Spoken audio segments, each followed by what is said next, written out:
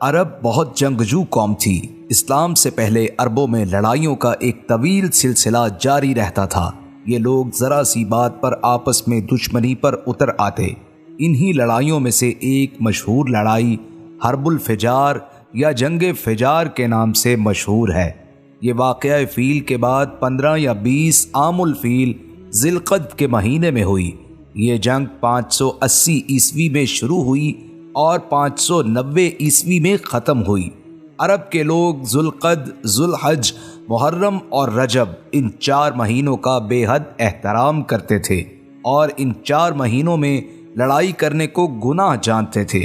یہاں تک کہ عام طور پر ان مہینوں میں لوگ تلواروں کو نیام میں رکھ دیتے اور نیزوں کی برچھیاں اتار لیتے تھے، مگر اس کے باوجود کبھی کبھی کچھ ایسے ہنگامی حالات درپیش ہو جاتے کہ مجبوراً ان مہینوں میں بھی لڑائیاں کرنی پڑتیں، تو ان لڑائیوں کو اہل عرب حروب فجار یعنی گناہ کی لڑائیاں کہتے تھے۔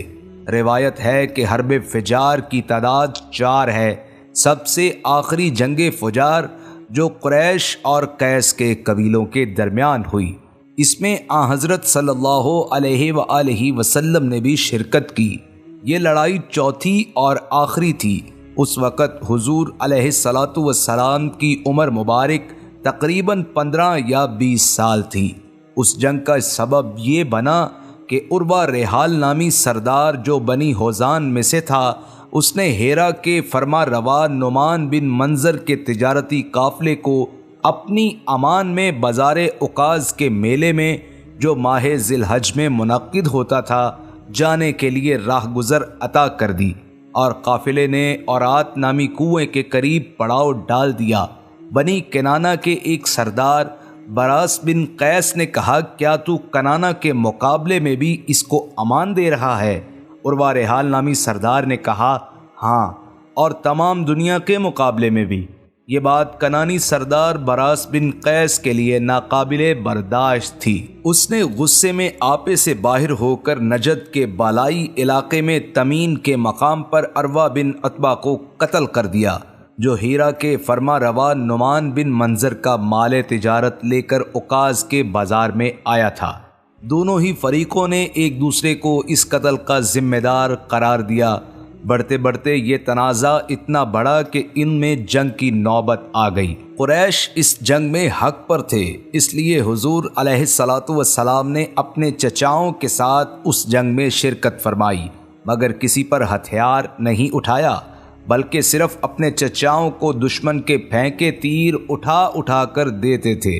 اس کی وجہ یہ تھی کہ یہ جنگ ان مقدس مہینوں میں ہوئی جن میں جنگ کرنا حرام تھا۔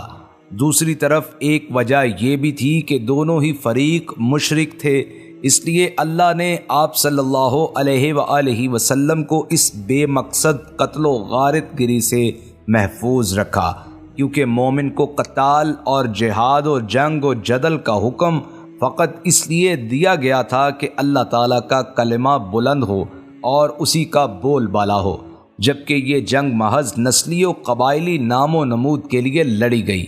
بنی کنانہ بھی اس جنگ میں قریش کے اتحادی تھے۔ قبیلہ قریش کے تمام ذیلی قبائل نے اس معرکے میں اپنی الگ الگ فوجیں قائم کی تھی۔ بنو ہاشم کے علم بردار آپ صلی اللہ علیہ وآلہ وسلم کے چچا زبیر بن عبد المطلب تھے، جبکہ ان تمام قریشی فوجوں کی مشترکہ کمان حضرت ابو سفیان رضی اللہ تعالیٰ عنہ کے والد حرب بن امیہ کے ہاتھ میں تھی، جو رئیس قریش اور نامور جنگجو تھے۔ یہ معرکہ قریش اور قبیلہ قیس کے درمیان پیش آیا۔ پہلے قبیلہ قیس قریش پر غالب آ گیا اور بعد میں قریش قیس پر غالب آ گئے۔ بالآخر جنگ کا خاتمہ ہوا اور دونوں قبیلوں نے پھر سے آپس میں صلح کر لی۔ روز روز کی لڑائیوں سے عرب کے سینکڑوں گھرانے برباد ہو گئے تھے۔ ہر طرف بدامنی اور آئے دن کی لوٹ مار سے ملک کا امن و امان غارت ہو چکا تھا۔ کوئی شخص اپنی جان و مال کو محفوظ نہیں سمجھتا تھا، نہ دن کو چین نہ رات کو آرام۔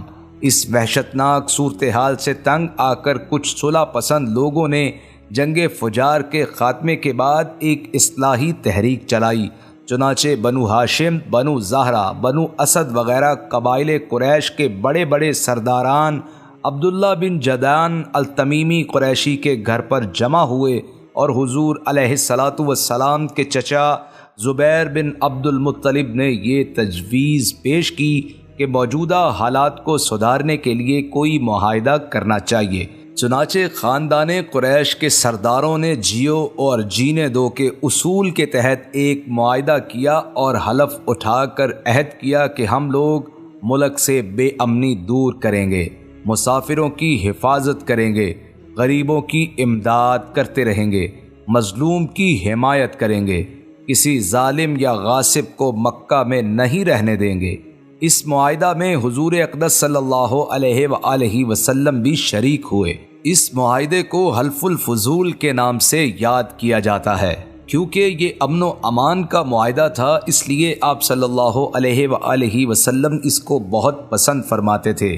آپ صلی اللہ علیہ وآلہ وسلم کو یہ معاہدہ اس قدر عزیز تھا کہ اعلان نبوت کے بعد آپ صلی اللہ علیہ وآلہ وسلم فرمایا کرتے تھے کہ اس معاہدے سے مجھے اتنی خوشی ہوئی کہ اگر اس معاہدے کے بدلے میں کوئی مجھے سرخ رنگ کے اونٹ بھی دیتا تو مجھے اتنی خوشی نہیں ہوتی۔ اور آج اسلام میں بھی اگر کوئی مظلوم یا آل حلف الفضول کہہ کر مجھے مدد کے لیے پکارے تو میں اس کی مدد کے لیے تیار ہوں۔ اس تاریخی معاہدے کو حلف الفضول اس لیے کہتے ہیں کہ قریش کے اس معاہدے سے بہت پہلے مکہ میں قبیلہ جرہم کے سرداروں کے درمیان بھی بالکل ایسا ہی ایک معاہدہ ہوا تھا، اور چونکہ قبیلہ جرہم کے وہ لوگ جو اس معاہدے کے محرک تھے ان سب لوگوں کا نام فضل تھا، یعنی فضل بن حارث اور فضل بن وداع اور فضل بن فضالہ، اس لیے اس معاہدے کا نام حلف الفضول رکھ دیا گیا، یعنی ان چند آدمیوں کا معاہدہ جن کے نام فضل تھے۔ حلف الفضول کا یہ واقعہ حرب الفجار کے 4 ماہ بعد اور آپ صلی اللہ علیہ وآلہ وسلم کی بعثت سے 20 سال پہلے پیش آیا، جسے قتل و غارت گری اور ظلم و ستم کی روک تھام میں ایک سنگ میل کا درجہ حاصل ہوا۔ اس لیے اس معاہدے کو زمانہ جاہلیت کے بہترین معاہدے کی حیثیت سے یاد رکھا گیا ہے۔ اس معاہدے کا سبب یہ بتایا جاتا ہے کہ زبید کا ایک آدمی سامان لے کر مکہ آیا اور عاص بن وائل نے اس سے سامان خریدا، لیکن اس کا حق روک لیا۔ اس نے حلیف قبائل عبدالدار، مخزوم، سہم اور عدی سے مدد کی درخواست کی، لیکن کسی نے توجہ نہ دی۔ اس کے بعد اس نے جبل ابو قبیس پر چڑھ کر بلند آواز سے چند اشعار پڑھے جن میں اپنی داستان مظلومیت بیان کی تھی۔ اس پر جناب زبیر بن عبد المطلب نے دوڑ دھوپ کی اور کہا کہ یہ شخص بے یار و مددگار کیوں ہے؟ ان کی اس کوشش سے سب قبائل جمع ہو گئے، پہلے معاہدہ طے کیا اور پھر عاص بن وائل سے زبیدی کا حق دلایا۔